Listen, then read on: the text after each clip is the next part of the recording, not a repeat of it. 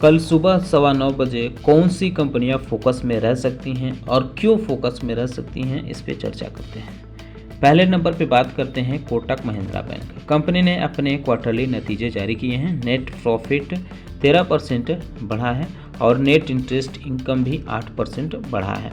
तो इस वजह से यह कंपनी फोकस में रह सकती है। दरअसल इसमें जो नेट इंटरेस्ट मार्जिन है वो 30 BPS कम हुआ है, यानी 4.97% से घटकर 4.67% आ गया है। प्रोविज़न भी इसका डाउन हुआ है 36% क्वार्टर ऑन क्वार्टर के हिसाब से, और फ्रेश स्लिपेज डाउन इसकी हुई है। ये दिसंबर में 1016 से 16 पहुंच गया है मार्च में, जबकि दिसंबर में ये 1605 रहा था। हालांकि ग्रॉस और नेट NPA में इम्प्रूवमेंट देखने को मिला है, तो इस पे भी आप चाहें तो नज़र रख सकते हैं। एवेन्यू सुपरमार्ट यानी डी-मार्ट ने भी अपने नतीजे जारी किए हैं। कंपनी का रेवेन्यू 19% बढ़ा है पिछले साल के मुकाबले। एबिटा भी इसका 27% बढ़ते हुए देखने को मिला है और एबिटा मार्जिन में भी मजबूत स्थिति देखने को मिल रही है। 6.42% से बढ़कर 6.84% आ गया है। मैनेजमेंट ने कहा है कि जो ग्रॉस मार्जिन दिख रहा है इम्प्रूवमेंट, और इसके पीछे line of growth in business रहा, यानी बिजनेस में ग्रोथ रहा है। जियोपॉलिटिकल चीज़ों से कुछ चीज़ें गड़बड़ हुई हैं, जिसको नॉर्मलाइज्ड किया गया है मार्च के क्वार्टर में। कंपनी ने कहा है कि 58 स्टोर Q4 में खोले गए हैं, तो इस पे भी आप चाहे तो नज़र रख सकते हैं। मज़गान डॉक शिप बिल्डर्स ने भी अपने नतीजे जारी किए हैं। रेवेन्यू 21% पिछले साल के मुकाबले मजबूत रहा है। एबिटा भी इसका 355% बढ़ा है। तो ये काफ़ी चीज़ें महत्वपूर्ण है देखने के लिए। और कंपनी का जो मार्जिन है वो भी 3.8% से बढ़कर 14.1% ईयर ऑन ईयर आ गया है। ऑपरेटिंग परफॉर्मेंस जो मजबूत रहा है लो बेस पे। तो ये सारी चीज़ें हैं जो आपको नज़र रखनी होगी। इसके बाद आगे की अपनी योजना इसमें बना सकते हैं। इंडस टावर की अगर हम बात करें तो इसने भी अपने नतीजे जारी किए हैं। हालांकि रेवेन्यू कंपनी का मामूली गिरावट देखने को मिली है 0.6% क्वार्टर ऑन क्वार्टर बेस पे, लेकिन 4.8% पिछले साल के मुकाबले बढ़ा है, यानी ईयर ऑन ईयर बेस पे इसका रेवेन्यू बढ़ा है, क्वार्टर ऑन क्वार्टर बेस पे गिरा है।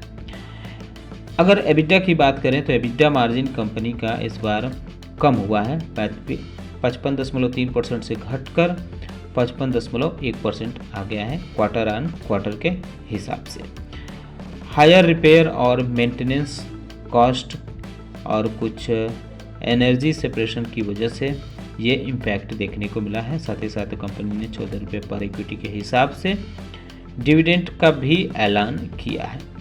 तो इन सारी चीज़ों पे आप चाहें तो नज़र रख सकते हैं। वोडाफोन आइडिया के बारे में बात करें तो डिपार्टमेंट ऑफ टेलीकॉम ने AGR कम किया है, 87,695 से घटाकर 64,046 करोड़ कर दिया है, यानी 27% इसमें कट देखने को मिला है। तो ये रिलीफ जो है कंपनी के लिए काफ़ी महत्वपूर्ण मानी जा रही है। जैन टेक्नोलॉजी लिमिटेड के बारे में बात करें तो कंपनी ने अपने नतीजे जारी किए हैं। रेवेन्यू कंपनी का 45% डाउन हुआ है, 178 करोड़ रेवेन्यू आया है। एबिटा भी इसका 63% डाउन हुआ है पिछले साल के मुकाबले। एबिटा मार्जिन भी कमज़ोर होते हुए देखने को मिला है, 42.5% से घटकर 28.6% रहा है। नेट प्रॉफिट 101 करोड़ से घटकर 31 करोड़ पर आ गया है। ये ईयर ऑन ईयर के आंकड़े हैं। कंपनी के बोर्ड ऑफ डायरेक्टर ने डॉक्टर श्रीनिवास राव को चीफ टेक्नोलॉजी ऑफिसर नियुक्त किया है। इसके लिए अप्रूवल मिल गया है, 6 मई से ये इफेक्टिव रहेगा। सेंट्रल बैंक ऑफ इंडिया ने भी अपने नतीजे जारी किए हैं। नेट इंटरेस्ट इनकम 17% बढ़ा है पिछले साल के मुकाबले। नेट प्रॉफिट हालांकि डाउन हुआ है, 1033 करोड़ से घटकर 724 करोड़ आ गया है। ग्रॉस NPA कंपनी का थोड़ा सा देखने को मिल रहा है, क्योंकि पिछले क्वार्टर में 2.7% था और इस बार 2.67% आ गया है, जबकि नेट NPA 0.45% से बढ़कर 0.49% आ गया है क्वार्टर ऑन क्वार्टर के हिसाब से। तो ग्रॉस NPA और नेट NPA में थोड़ा सुधार देखने को मिल रहा है। प्रॉफिटेबिलिटी इम्पैक्ट देखने को मिला है जो ड्रॉप हुआ है इसके अदर इनकम और प्रोविज़न में, NPA के प्रोविज़न में इंक्रीज़ जो हुआ है, तो इसकी वजह से जो है नंबर थोड़ा गड़बड़ देखने को मिल रहे हैं।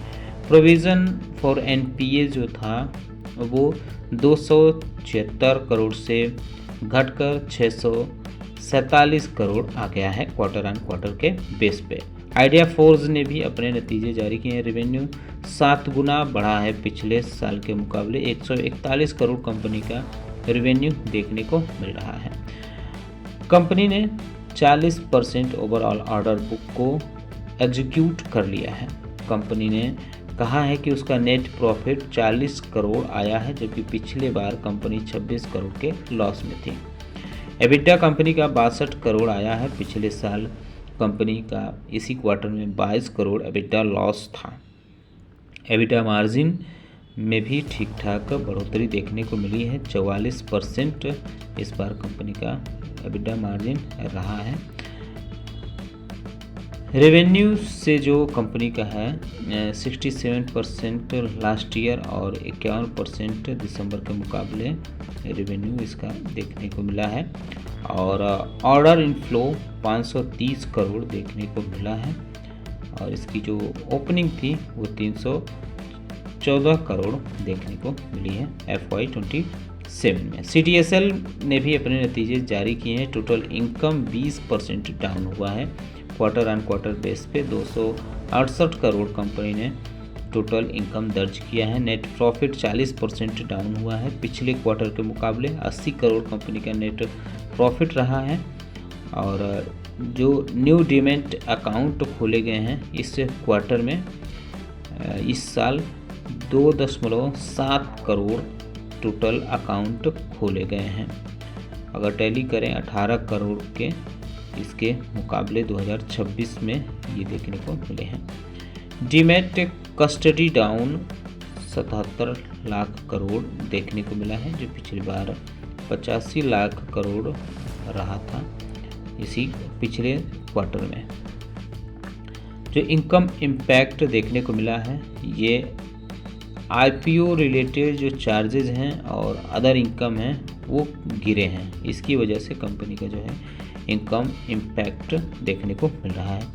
APL अपोलो ट्यूब्स ने भी अपने नतीजे जारी किए हैं। 14% कंपनी का रेवेन्यू बढ़ा है पिछले साल के मुकाबले। ऑपरेटिंग प्रॉफिट 39% बढ़ते हुए देखने को मिला है। एबिटा पर टन मल्टी क्वार्टर हाई रहा है। ये 5525 रहा है, जबकि पिछले साल 4864 रहा था। वॉल्यूम भी 8.8% पिछले साल के मुकाबले ये देखने को मिला है। कंपनी ने नेट कैश भी टर्न किया है बैलेंस 1530 के बैलेंस के साथ।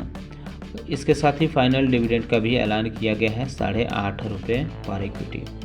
अडानी ग्रुप की कंपनी अडानी एंटरप्राइजेस ने अपने नतीजे जारी किए हैं। नेट लॉस 220 करोड़ देखने को मिला है, जबकि पिछले बार कंपनी 3844 करोड़ के प्रॉफिट में रही थी।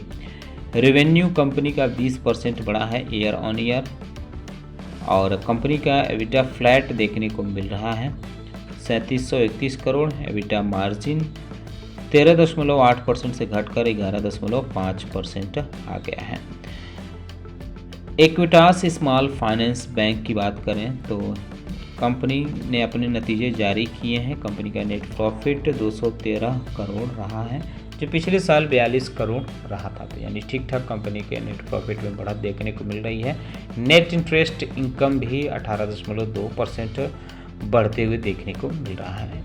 ग्रॉस NPA जो है ये पिछले क्वार्टर के मुकाबले थोड़ा सुधार देखने को मिल रहा है इसमें, क्योंकि 2.75% था और इस बार 2.6% आ गया है और नेट एनपीए में भी सुधार है, 0.92% से घटकर 0.72% पे आ गया है क्वार्टर ऑन क्वार्टर के बेस पे। अब बात करते हैं हम सीगल इंडिया लिमिटेड के बारे में। तो कंपनी ने अनाउंस किया है कि ज्वाइंट वेंचर को एक मेजर कॉन्ट्रैक्ट ऑर्डर मिला है जिसकी कीमत 918 करोड़ है। जयपुर मेट्रो के एक्सपेंशन का ये ऑर्डर मिला है, तो इस वजह से आप चाहें तो इस पर नज़र रख सकते हैं। कंपनी का जो ज्वाइंट वेंचर है उसका नाम है CIL सैम इंडिया, ये ज्वाइंट वेंचर का नाम है। HPL इलेक्ट्रिक पावर लिमिटेड के बारे में बात करें तो इसको भी एक अच्छा खासा ऑर्डर मिलते हुए देखने को मिला है। 242 करोड़ का ये ऑर्डर मिला है और कई क्लाइंट से ये ऑर्डर मिले हैं स्मार्ट मीटर सप्लाई करने हैं। बाकायदा कंपनी ने एक्सचेंज पर अपनी इसकी सूचना दी है। NMDC लिमिटेड के बारे में बात करें तो इसने अपने मंथली अपडेट जारी किए हैं। उसका कहना है कि आयरन ओरी प्रोडक्शन अप्रैल में इंक्रीज हुआ है और सेल्स में भी मार्जिनल ग्रोथ देखने को मिली है। प्रोविजनल डाटा रिलीज की गई है कंपनी की तरफ से। टोटल प्रोडक्शन कंपनी का 16% बढ़ते हुए देखने को मिला है।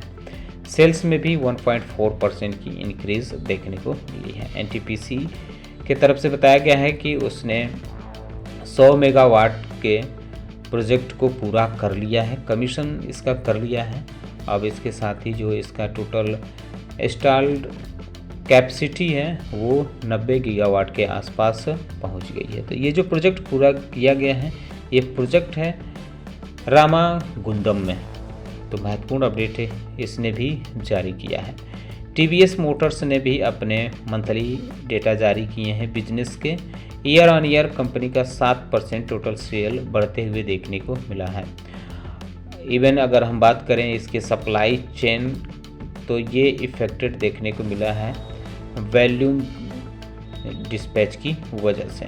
कंपनी की तरफ से बताया गया है कि कंपनी का जो टोटल सेल बढ़ा है वो 4,43,000 यूनिट से बढ़कर 4,73,000 यूनिट पे पहुंच गया है। इस मार्च 2025 के मुकाबले मार्च 2026 में टू व्हीलर सेल्स में 6% की ग्रोथ ईयर ऑन ईयर रही है। डोमेस्टिक टू व्हीलर सेल्स जो है 8% इंक्रीज़ हुआ है। कुछ सेगमेंट जैसे कि स्कूटर सेल्स में 24% की बढ़ोतरी देखने को मिली है। वहीं अगर हम बात करें टोयोटा किर्लोस्कर मोटर्स की तो इसने भी अपने रिपोर्ट जारी किए हैं मंथली के। कंपनी का कहना है कि 17% इसकी टोटल सेल बढ़ी है इस बार। और वहीं अगर इसके हम डोमेस्टिक सेल्स की बात करें तो ये 30,159 यूनिट देखने को मिली है, जबकि 24,833 यूनिट पिछले साल के अप्रैल मंथ में रही थी, यानी 21% इसमें बढ़ोतरी देखने को मिली है। टाटा मोटर्स ने भी अपने पैसेंजर व्हीकल के जो सेल्स हैं उनके बारे में जानकारी रिलीज की है। कंपनी की तरफ से कहना है कि 31.12% इंक्रीज़ देखने को मिला है कंपनी के टोटल सेल में पिछले साल के मुकाबले। पैसेंजर व्हीकल सेल जो है डोमेस्टिक मार्केट में 59,000 यूनिट रही है अप्रैल में, जबकि पिछले साल 45,199 यूनिट रही थी, यानी इसमें 30% के आसपास की ग्रोथ देखने को मिली है।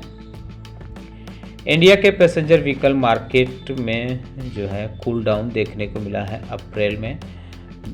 टोटल इंडस्ट्री डिस्पैच ड्रॉप हुआ है 3,98,000 यूनिट का, जो पिछले साल के इसमें 4,43,000 यूनिट रहा था। वहीं अगर हम बात करें मारुति सुजुकी की तो इसने भी अपने बिजनेस जारी किए हैं। आंकड़े के मुताबिक अगर हम देखें तो उसका कहा गया है कि डिक्लाइन देखने को मिल रहा है कंपनी के सेल्स में। 1,58,000 यूनिट कंपनी ने बेचे हैं, जबकि पिछले मार्च में 1,75,000 यूनिट कंपनी ने बेचे थे। तो ये महत्वपूर्ण अपडेट है।